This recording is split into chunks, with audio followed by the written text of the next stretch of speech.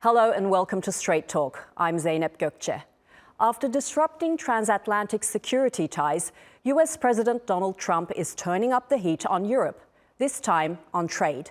Following his 25% tariffs on steel and aluminium, the EU retaliated with tariffs on $28 billion in US goods. Trump then raised the stakes, threatening up to 200% tariffs on certain European imports. Global markets are reeling, wiping out trillions in wealth. But amid the uncertainty, could Türkiye emerge as a key trading alternative? The Organization for Economic Cooperation and Development warns that the US-EU trade war could slow global economic growth. Some estimates put the potential cost to businesses at $9.5 trillion. As Trump's trade unpredictability grows, European officials are diversifying partnerships and strengthening ties with Canada, South Africa, and beyond. But could Brussels find its best opportunities with Ankara? And could this crisis create an opening to resolve long-standing issues, including stalled accession talks? To discuss the world's escalating trade tensions, joining me now is Guido Cozze. He's the chair of macroeconomics at the University of St. Gallen.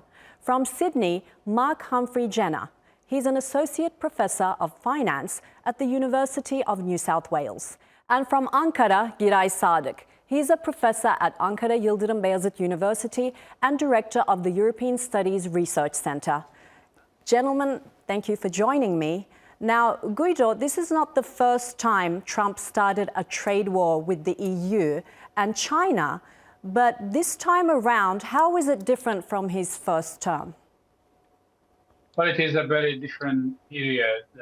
It is post-COVID, so the pre-COVID, the supply chains were working very well. The world economy was very well integrated. Now, supply chains are more disaggregated and much weaker.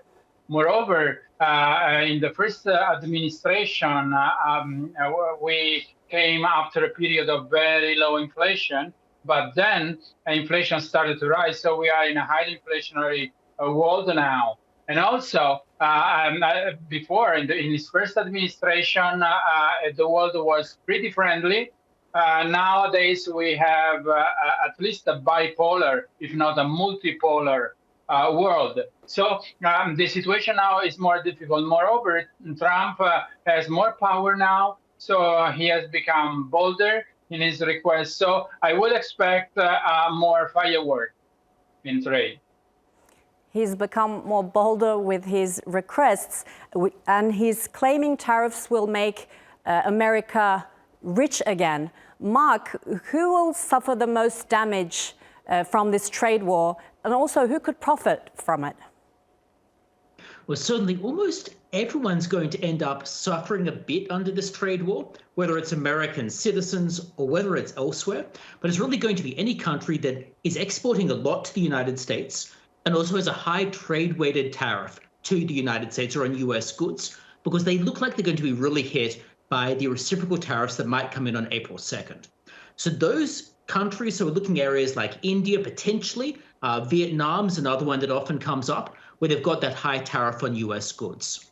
Now, in terms of countries that might benefit, it's possible that China could find a way to benefit by presenting itself as perhaps the more stable trading partner, the trading partner that perhaps has a more friendly environment, and it appears to be trying to position itself to do so, potentially picking up some of the trade that couldn't otherwise go to the US. But of course, for China to do that, it needs to stimulate more domestic demand, and that's certainly something that China's been trying to get on top of recently. So, Giray, why is Trump risking to be on bad terms with so many countries at the same time? America first. That's how it is started. That means by implication that everyone is next to America or after America when it comes to his foreign policy strategies. Generally speaking, he believes that US production should be more at home and US should buy less. Simply put, economic details were summarized by colleagues. And on the other side of the target side of those sanctions and tariffs. EU, China, and Canada and Mexico each have their own reasons, but with particular emphasis for EU is that Trump believes that EU countries should pay more for their protection of US, which almost all of them are also NATO countries, and hence the transatlantic strains paved the way for another debate. Yes, and there are countries that will be indirectly affected by this trade conflict, and Turkiye is one of them. And actually recently the Turkish Trade Minister Ömer Bolat said, Turkiye, with its production capacity, wide range of products and competitive prices, is well positioned to take advantage of this opportunity. Now, the latest example for this is Trump requesting to import eggs from Denmark and Finland, but they rejected him. And then Turkiye seems to be stepping in. Guido, what kind of opportunities are we talking about here? Which Turkish sectors do you think will benefit most in this situation?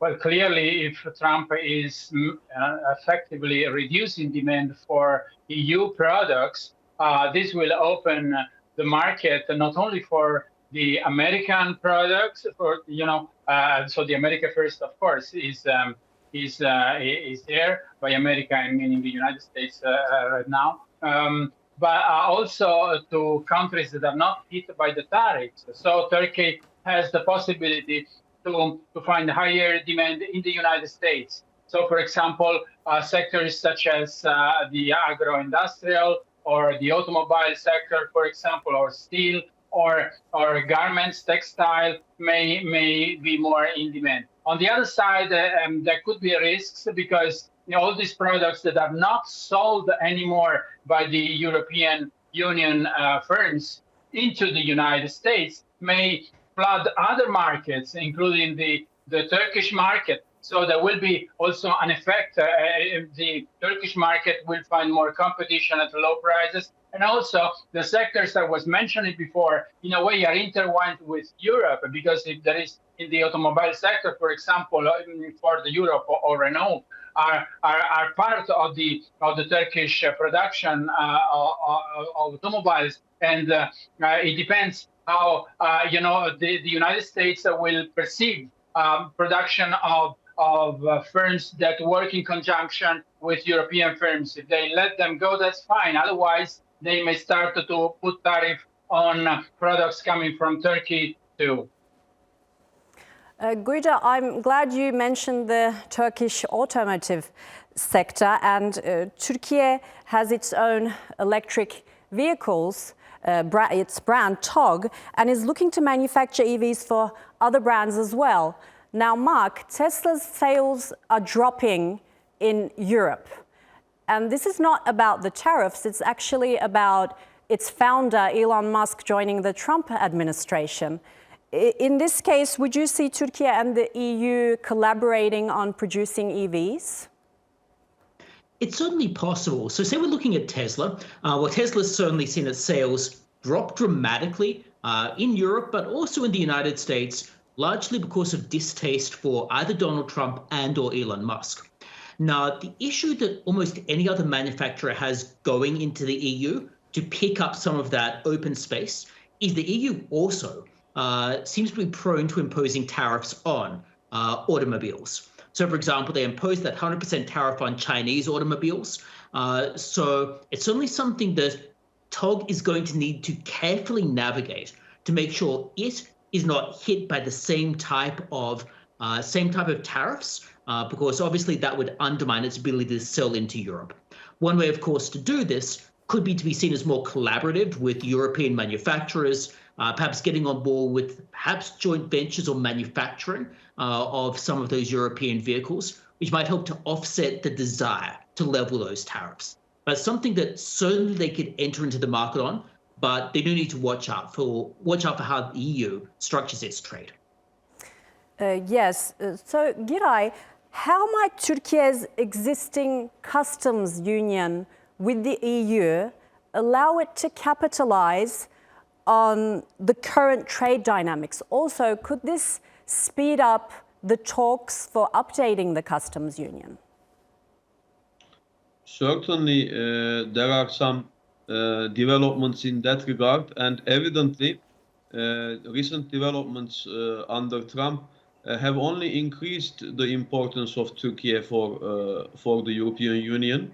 Recently, as President Erdogan pointed out, Turkey is important for European not only security but also for economy, and that includes with food security, energy security, and connectivity issues.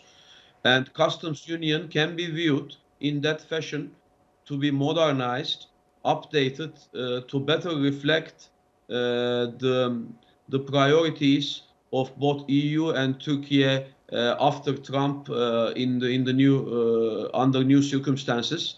Clearly, there is here an opportunity, but let's see how that opportunity will be used, and let's see if Brussels can be able to speak as with one voice, because there are some EU members better appreciating the importance of Turkey, the growing importance of Turkey, while some others are more reluctant to appreciate that fact. Right, and we've talked about the opportunities this could create for Turkey, but Guido, what about the risks Turkey could face, especially if it deepens its ties with Turkey as it's under US trade pressures at the moment? So if it deepens its ties with the European Union, clearly there could be risks from the US side, but I wouldn't exclude this risk anyway, because given that European brands are heavily involved in the Turkish economy, there may be some tariffs showing up at some point. However, I think I totally agree that Europe is fundamental for Turkey, and Turkey, I think, it has a very long tradition of staying in between different blocks, different continents, not just geographically, but also having the ability to juggle a little bit between two powers. So I think it will make one of the risks could be in case it's flooded with European goods, that its balance of trade turns too negative, which may lead to the more depreciation of the lira and more inflation. But on the other side, if the government manages the economy in a way that the balance of trade stays positive, the lower import prices from Europe could turn out to be very, very useful for moderating inflation in Turkey. So there are both risks and possibilities. Yes, and Mark, how can Turkey attract foreign investment as companies, or if companies relocate from China?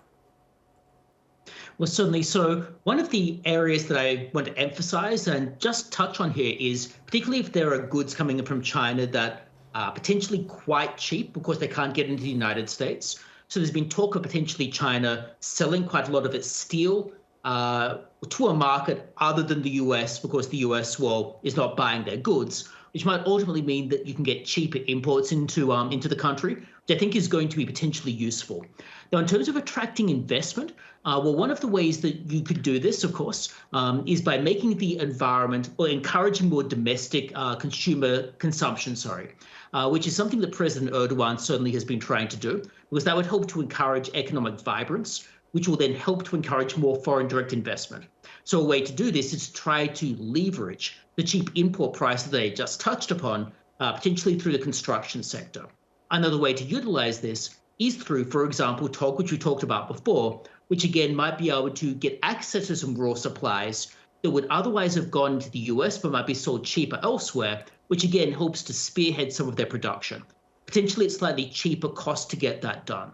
So that's one way to go about doing this. Another way, of course, to do it is to emphasize the juncture between Turkey and the EU as almost like an intermediary type country between the EU and the United States, which I think is a good place to be.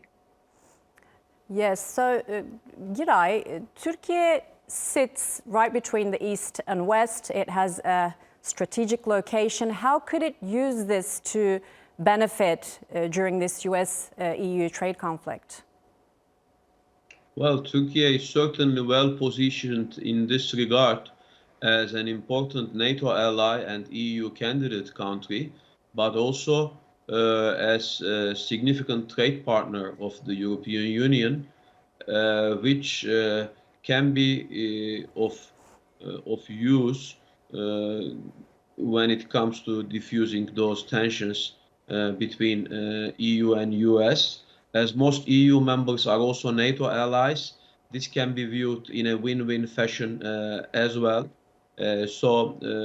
Countries can be cooperating on bilateral basis with Turkey and then US, but also as EU as an institution can cooperate that.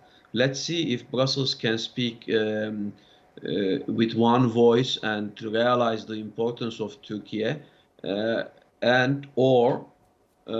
if the current fragmented situation in EU will continue, and if that happens, it will only add and further risks to existing NATO tensions, such as on Ukraine and defense sharing of defense burdens between US and EU. So Turkey is well positioned in that. There is a reason to be optimistic, but also some reasons to be cautious. Right. So we talked about Turkey is not the only country that could benefit from this trade war. Guido, who could Turkey be competing with?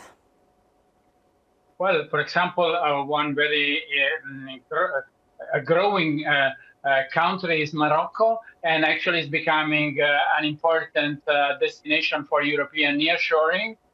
So, of course, Turkey still has a big advantage, but Morocco is growing. So it's important to navigate the nearshoring intelligently, also take into account that there are technological changes that facilitate the nearshoring, like automation and artificial intelligence.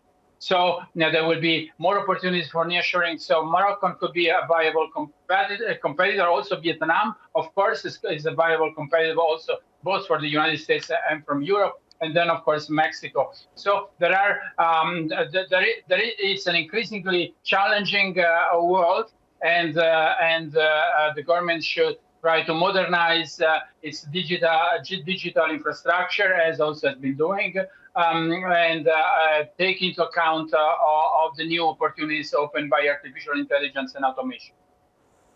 Mark, are we looking into a new world economic order, or am I being too dramatic here? It's certainly shaping into a slightly, we're seeing a movement or a change in how the economic world order is shaped at the moment. I'm not sure at the moment it would be a new world order necessarily, because that would take several years for that to really emerge. And in particular, the United States, well, it has a president for 4 years, then President Trump is term limited. So we might get a new president. It might be someone who is not from that party, which means the people will be looking at what will happen, but they're going to be positioning themselves thinking, well, he's only got 4 years here. We'll just see what's going to happen afterwards, meaning that people are going to be positioning themselves for the long term. Now, the US, of course, still is driving a lot of economic growth. So even if it brings in tariffs, it still will be one of the clear growth drivers. You've still got Silicon Valley. You've still got its relatively attractive tax rates. You still have a relatively attractive environment to do business. Not only that, after we get past April 2nd, we'll be able to see more clearly what's going to happen going forward. Because on April 2nd, we'll get those reciprocal tariffs. Now, if those reciprocal tariffs are what people are talking about, which is the US imposing a trade-weighted tariff on other countries commensurate with what they're imposing on the United States, well, that will reduce the amount of volatility and uncertainty, because it's very difficult for countries to object to paying the tariff that they themselves are charging on the US. The area where things might run into trouble is if the US does reciprocal plus, which might cause countries to be more looking for other alternative trade partners even more quickly. But certainly it is going to reshape things. Whether it's a new economic world order, it's possibly too early to say that at the moment. Giray, if Turkey plays well during this trade war, would this also strengthen its political influence? Evidently, there is a room for that in the shape of the reflections of new Trump policies, but also in terms of regional demand from the Middle East to Central Asia, to connectivity via middle corridor, even to more adversaries such as Russia and others. There is a growing appetite to cooperate with Turkey. So Turkey is well positioned in this regard as well. Yet, here we need to be aware of the opportunities and risks and challenges that are coming with that. Certainly, there is a growing realization of the importance of Turkey for European security architecture, and if that is reciprocated by the EU, there could be some win-win, and eventually, as you suggested, the room for growing Turkish political influence in the region.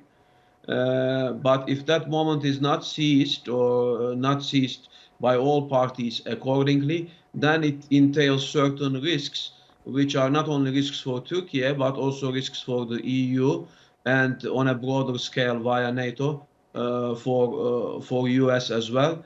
So we are in this ship together, and growing Turkish political influence need to be interpreted in that vein in a constructive fashion. Yes. Guido, some EU member countries have criticized the bloc's handling of the trade war. What should the European Union's strategy be to ensure that all members are affected as less as possible? Well, the European Union is by definition very heterogeneous. I mean, we have 27 countries. So when they have to coordinate on a common policy, there are always some aspects that are controversial. However, it also has a great ability of finding consensus. So I think, given the critical situation across the borders with the Ukrainian war, and also in the trade war situation, Europe will definitely manage to convince all its members to form a unitary voice in order to remain influential as it should be in this very difficult period. So it's hard to keep up with all this trade war news at the moment. Mark, how far do you see this tit-for-tat tariffs go on? Wouldn't this have to stop at some point? Yeah, absolutely it will need to. And I think the next time period I think will really get something occurring is April 2nd, with the reciprocal tariffs being announced. Then we'll see whether it's just reciprocal, which is probably not to create too much tit-for-tat tariffs, because people, like I've said, can't really object to being hit with the same tariff they're charging on the United States. But if reciprocal plus, then we might get a back and forth. Now, how far that goes is going to depend on really, well, how aggressive the response is. So I'll give you an example. Australia's flagged that it won't impose retaliatory or reciprocal tariffs on the US, which means it would stop right then and there. And the US and Australia, might try to negotiate things around agriculture or areas in relation to raw materials and the like. By contrast, Europe has flagged they are going to engage in retaliation, which, like we saw earlier on, resulted in the US, this in particular in relation to alcohol, when Europe imposed that 50% tariff on whiskey, the US hit back with a 200% tariff on alcohol from the EU. So it really is going to depend on how they respond, which in turn is going to depend, on how the US positions its tariffs to begin with. So the US is pushing away the EU, it's pushing away China, and both Beijing and Brussels have shown interest to have partnerships lately.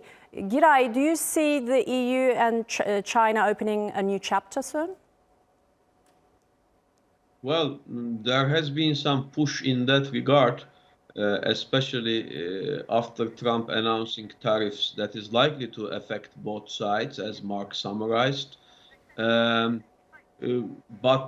in that regard as well, it is difficult to see the Brussels talking with one voice vis-à-vis China. It's rather the EU member states, which some of them have better relations with China, while some others are more concerned vis-à-vis that. All right, Giray, Guido, and Mark, thank you very much for joining me on Straight Talk. And that's all for this edition of Straight Talk with me, Zeynep Gökçe. If you've got any comments, please share them with us on X at Straight Talk TRT. Also, don't forget to subscribe to our YouTube channel, where you can find more exclusive content. Until next time, take care and goodbye.